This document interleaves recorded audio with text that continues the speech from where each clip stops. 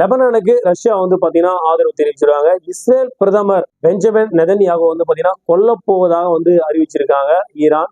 So அதை பத்தின முழு தகவல் தான் நாம இந்த பதிவுல பார்க்க போறோம். பார்க்க போறதுக்கு முன்னாடி நம்ம சேனல் ஃபர்ஸ்ட் டைம் தான் பாக்குறீங்கன்னா சப்ஸ்கிரைப் பண்ணி வச்சுக்கோங்க. ஏன்னா அப்பதான் நாம போடுற அற்புதமான தகவல் உங்களுக்கு தெரிஞ்சுட்டு இருக்கும். அதை பார்த்து நீங்க பயன்பெற முடியும். வாங்க இப்ப நம்ம வீடியோக்குள்ள போலாம்.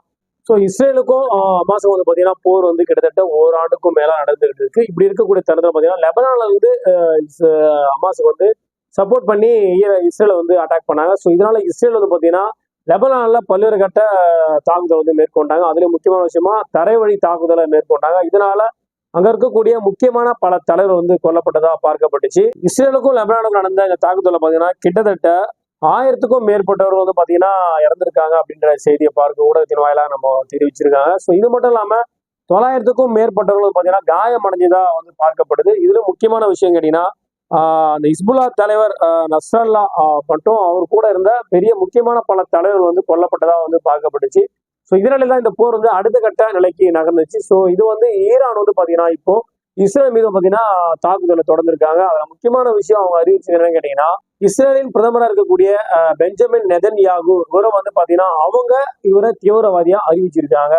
ஸோ அவர் மட்டும் இல்லாம இஸ்ரேல் இருக்கக்கூடிய பல முக்கிய பிரமுகர்கள் வந்து பாத்தீங்கன்னா தீவிரவாதிகளா அவங்க அறிவிச்சு அதை வெளியிட்டு இருக்காங்க. ஸோ அவங்க எல்லாரையும் வந்து நாங்க கொல்ல போறோம் அப்படின்னு அந்த போட்டோஸ் எல்லாம் வந்து வெளியிட்டு இருக்காங்க. ஸோ கண்டிப்பா வந்து இஸ்ரேலுக்கு ஒரு பெரிய அடி வந்து நாங்க கொடுப்போம், இஸ்ரேலுடைய பிரதமர் கொல்லப்படுவார் அப்படின்றத ஈரான் உறுதிப்படுத்தியிருக்காங்க. ஸோ இஸ்ரேல் வந்து பாத்தீங்கன்னா அதிகப்படியான ஏவுகணையில வந்து வீசி அதிகப்படியான பாதிப்புகளை மக்களுக்கு ஏற்படுத்தினாங்க. நிறைய வந்து மக்கள் வந்து உயிரிழந்துட்டாங்க.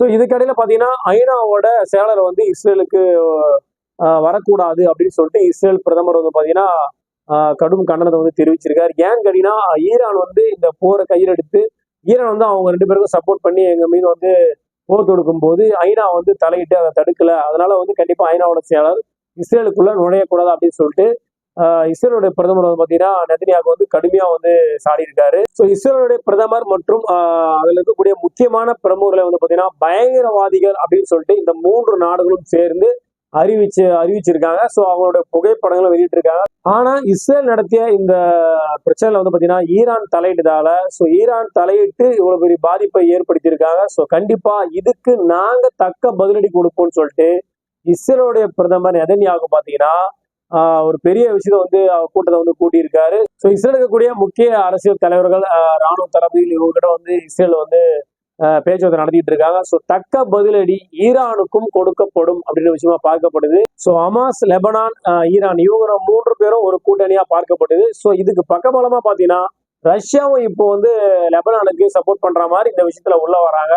ஏன்னு கேட்டீங்கன்னா இஸ்ரேலுக்கு சப்போர்ட்டா வந்து பாத்தீங்கன்னா அமெரிக்கா இருக்கிறதுனால ஸோ அமெரிக்காவுக்கு ஆப்போசிட்டான டீம்ல தான் எப்பவுமே ரஷ்யா இருக்கும். ஸோ கண்டிப்பா இந்த பிரச்சனை வந்து இதோட முடிய போறது இல்லைன்றது எந்த விதமான மாற்று கருத்தும் இல்லை. கண்டிப்பா கூடிய விரைவில் இதை விட பெரிய பிரச்சனை நடக்க போகுது அப்படின்றது நிஜத்தமான உண்மையா பார்க்கப்படுது. ஸோ ரஷ்யா வந்து பாத்தீங்கன்னா ஈரானுக்கும் லெபனானுக்கும் ஹமாஸுக்கும் சப்போர்ட் பண்ற மாதிரி நாங்க இருக்கோம், நாங்க பாத்துக்கிறோம்ன்ற மாதிரி தான் அவங்க சொல்லியிருக்காங்க. ஸோ அமெரிக்கா வந்து முழுசா வந்து பாத்தீங்கன்னா அமெரிக்காவில் இருக்கக்கூடிய அதிபர் ஜோ பைடனும் சரி, துணை அதிபர் கமலா ஹாரிஸும் வந்து பாத்தீங்கன்னா இஸ்ரேலுக்கு நாங்க பக்கபலமா இருக்கோம், ஸோ அவங்க மீது எந்த தாக்குதலும் நடத்தாத பண்ணோம், நீங்க பாதுகாப்பு கொடுக்கணும்னு சொல்லிட்டு அவங்க ராணுவத்துக்கும் கட்டளையிட்டு இருக்காங்க. ஸோ கண்டிப்பா இந்த பிரச்சனை எங்க போய் முடிய போகுது அப்படின்றது கூடிய விரைவில் நமக்கு தெரிய போகுது. ஸோ 3வது உலக போர் தொடங்குறதுக்கு இது ஒரு அத்தியாயமா தான் பார்க்கப்படுது.